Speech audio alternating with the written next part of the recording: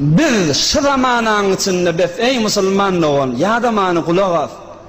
Darganak zamanı aha gördünüz. Aslan Hudaýyň emirli, Hudaýyň ma'ruf etmeli işleri edilse utunulya, edilmeli işler var. Edilmese har görülýär. Etmeli bayat son atdy bolupdyr. Şu zamanla çyndan heyetlerin, encümellerin kömekçisi bolup da dini bernama kurulmaklygyna, mescid cemaatyň köpelmegine, galyan hanaların yahılmaklygyna, zinanaların dini ve islami araýyşlary bilen öz awadalyklary bilen awadallanmaklyga, halal çörüklerin işlenip durulmaklygyna bais bolmak üçin, dini İslam owudun ýürüýmekligi üçin, haram mahwaralar ve haram mavatlaryň yani aradan gitmek üçin gelin himmet edeýin, gayrat edeýin diýip de her kim orta çykmagy aya gerek dälmi şu zamanada? Wal tekun hükmänne bolsun diýipdir Hudaý Taala her bir zamanna. Aya şu zamanna her bir zamandan muhtaçlyk dälmi? Aya şu zaman her bir zamandan gerekliräk dälmi şu jawallara? Şu heyetlere, şu üýüşmeleklere hükmänne gerek. Her bir adam öz boynuna wüzife edinmeli. Şu form dini çağırıp, dini aýdyp, diniden yetirip durmaklygyň hakynda. Ey musulman oğullar, Hudaý Taala Kur'an-ı Kerimde bir ayeti beripdir. Mübarek Ali İmran surasynyň 81 we 82-nji ayeti. Git Kur'an'dan özüňde bir oturda şiýje bir pikirlenme görse ayetlere. Ey jawan dostlar, bi edýän hareketleriniz, bi klaslar gulyp berişiňiz, mescidleriň cemaatyny köpeltip ýöňiz, bir azat görmäň, ýadalyp sowulmaly zat görmäň. Şu iki aýany görüňde. Ey görüň biziň nagat boýnumyza müşrik bir-birimizi ýakşa çağırıp durup peýgamber zana kömekçi bolup durmak. Şu edýän işiňiz din İslam'a kömekçi bolmak da, peýgamberimize arka bolmak da azat sanamaň. O näme diýip? Bu Kur'anyň manasyna dikkat et. Bismillah. Bismillahirrahmanirrahim. وَإِذْ أَخَذَ اللَّهُ مِيثَاقَ النَّبِيِّينَ لَمَا آتَيْتُكُم مِّن كِتَابٍ وَحِكْمَةٍ ثُمَّ جَاءَكُمْ رَسُولٌ مُصَدِّقٌ لِمَا مَعَكُمْ لَتُؤْمِنُنَّ بِهِ وَلَتَنْصُرُنَّهُ. Allah Teala diýär, ýadyňyza ol bir zaman ki Hudaý Taala tamam peýgamberlerini yeke tek öz evine çağırıp da ehdi peyman alan zamanı. Ve iz ahadallahu mithaqan nebiyyin. Ey ümmeti Muhammed'i kulak as, eger Muhammed sallallahu aleyhi ve sellemin erzasını bilecek bolsan şu gün dinine kömekçi olmak, arka olmanın erzasını düşünecek bolsan kulak as şu gün. Ve iz ahadallahu mithaqan nebiyyin. Hudaý Taala Hazreti Adem, Hazreti Nuh, Hazreti İbrahim, Hazreti İsmail, Hazreti İsa, Hazreti Musa ve tamamı peygamberleri yekeden çağırıp da ehdu peyman alıptır. Ke lema ateytukum min kitabin ve hikmetin. Ey peygamberler, men size kitap berýän, men size peygamber edip iyi berýän, amma paradan hamala bir wagtda thumma ja'akum rasulun musaddiqun lima ma'akum. Bir mawgat sizin zamanınızda ahir zaman Resulü gelse, bir mawgat sizin zamanınızda Resulullah sallallahu aleyhi ve sellem gelse, letu'minunne bihi ve letansurunne.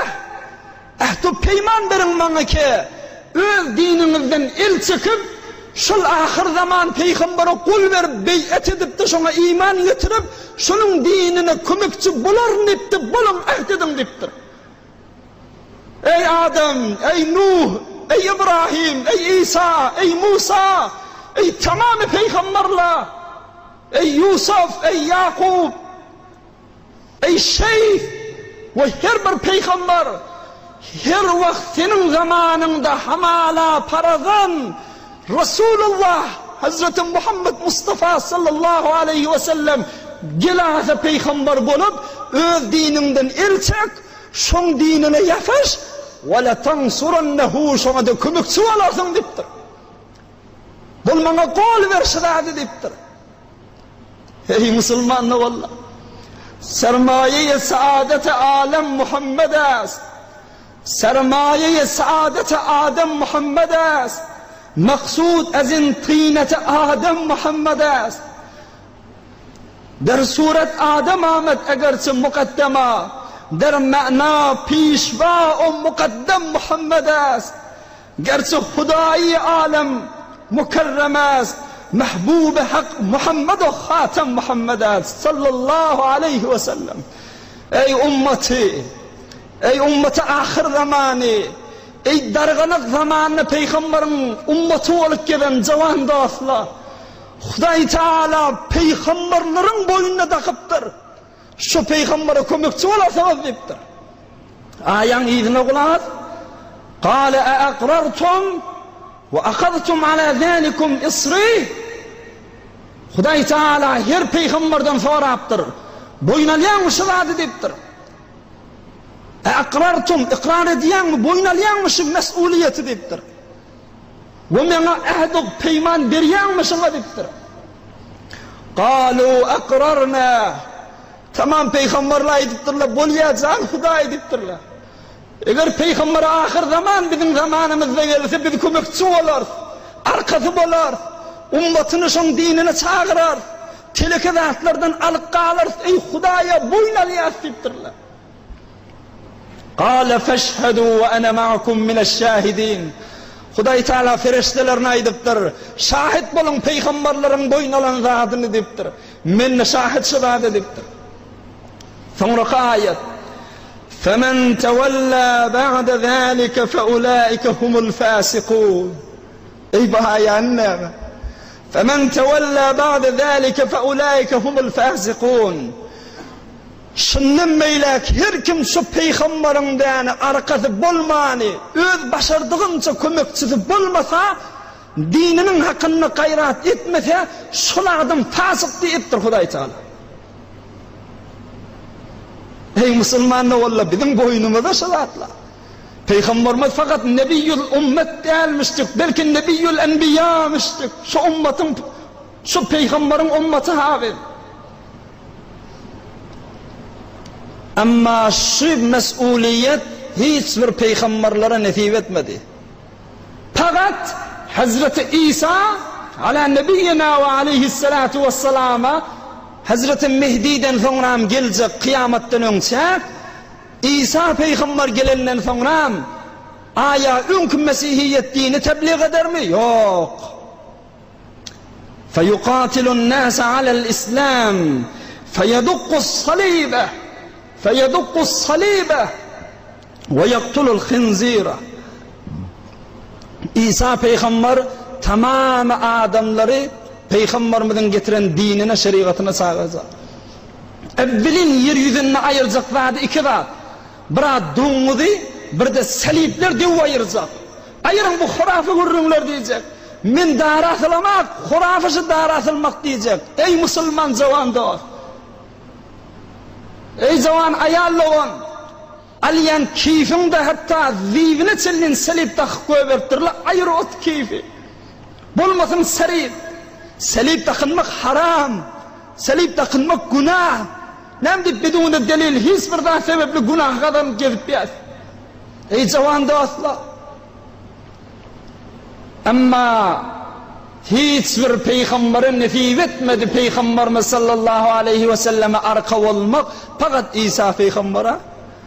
Ve amma gününün ey heyetler, ey encümeller, ey cavan dostlar, ey mescidin adamları, ey cavan yaş dostlar, sizlere nasip edip duşuğun kuvun, o peygamberlere nasip etmedikler. Ol İbrahim Halilullah, İsmail Zebihullah, Musa Kelimullah, İsa Ruhullah'a nasip etmedikler. sana nesip etip otur. Bir İsa peygamber başka hiç yerine nesip etmedi peygamberler. Ama men sana şu peygambere iman getirip dinine kömekçi olmak bizi kimden nesip bolup otur. Amma yönün nesip olmak da değil ha. Himmet edip de orta çıkıp da şu gayrati etmesek Müslüman. Peygamberimiz sallallahu aleyhi ve sellem aydiya, ey sahabalarım deyiptir. Siz näme dersiniz? Ol bir zamani ki keyfe entum iza taga nisaukum ve fesaka şubbanukum.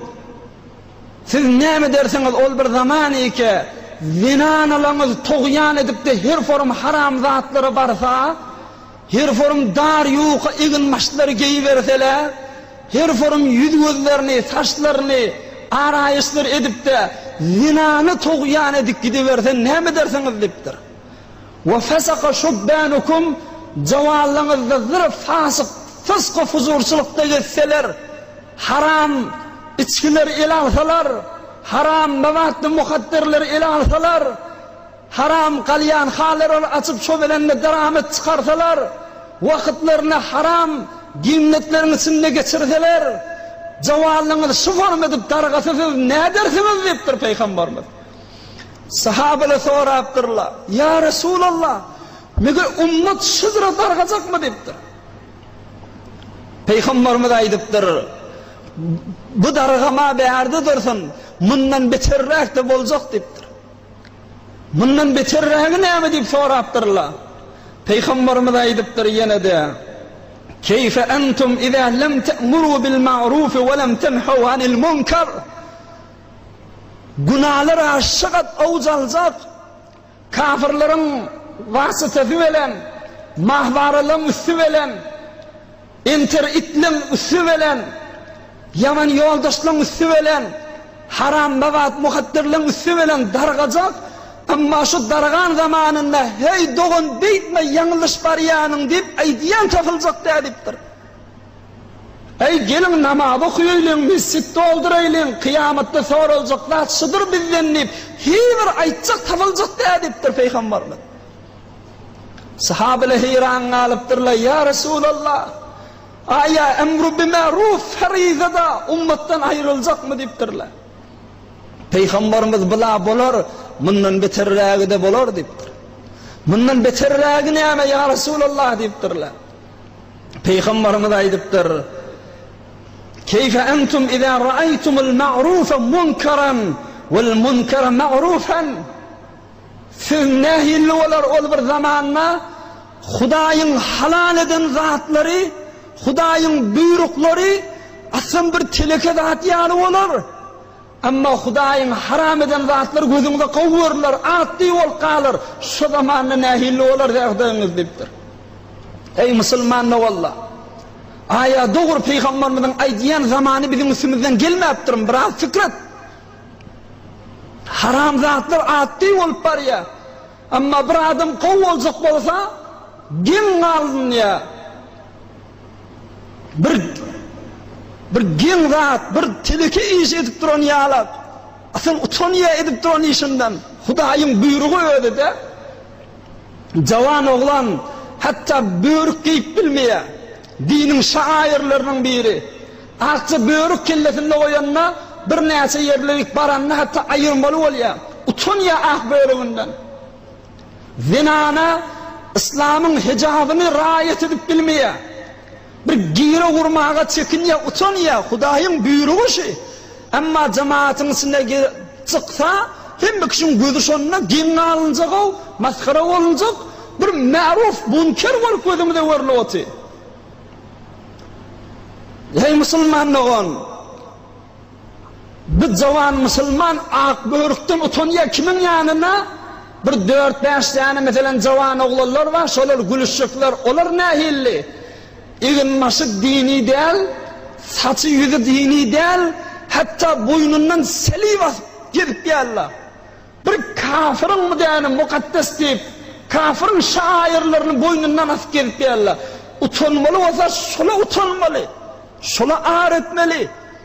Selib Yani Mesihiylen akidesi ki İsa peygamber darafıllı diye ve selib-i mukaddes deyip yani boylarına nasiyalla. Ey Müslüman, ayetin akiden de şu mu? Huday Teala وَمَا قَتَلُوهُ وَمَا صَلَبُوهُ İsa peygamber öldürülen aktam darı da asılanak selib bulmadı deyip Kur'an aydı oti Kur'an'ın terhine selib takınıp gelip yani utulmalı mı sen bir münker adı attı yönü takılıp gelip ya ama dinin şairi olan ak börük ma'ruf at bu yani halkın gözünde teleki var mı ya? Aya peygamberimizin aydan zamanı gelip durmaya gelmeyip durun Müslüman da valla. Özünüz kazavet edin, hakim olun şu gurruna. Bir zinana karşını aldırmasa utanıyor inni. Bir melekenin içinde çıkanında binektik gelip yani. Nem deyip temiz etmeyen, nem deyip arassalamayan, nem deyip özün ovadallamayan. Bir münker adı, addi oğlu. Ama bir ma'ruf zat. Şunu etmeliler zat, bir haram zat, edilin alın ya, net gelip yan değil ya. Bir tofar ayarlı oğlu bizden zingur sor ya. Men işleyen yerimde hem karlım maskara diyedi ya. Bul yan mahallemde hem kış maskara diye karşıma almasam ne mi deyin diye. Ey Müslüman oğlu, görüm zamanını hatta nirik getirtir. Peygamberimiz aydıptır bundan ne beterragi bolar deyiptir. Keyfe entum iza emertum bil munkari ve nehaytum anil ma'ruf. Ravahu İbn Abi Dünya. Nehilli olar. Ol bir zamani ki telekani teleke görlenak, kavuyunu kavurlenak ondan beter teleke emredilip kavdan alıp alınyan zaman gelende nehilli olar deyiptir. Ey aslan şu zaman neymiş o?